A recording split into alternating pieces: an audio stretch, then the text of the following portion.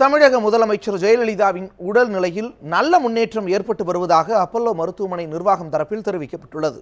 தமிழக முதல்வர் ஜெயலலிதா கடந்த 22ஆம் தேதி இரவு கடுமையான காய்ச்சல் மற்றும் நீர்ச்சத்து குறைவு காரணமாக சென்னை அப்பல்லோ மருத்துவமனையில் அனுமதிக்கப்பட்டார்.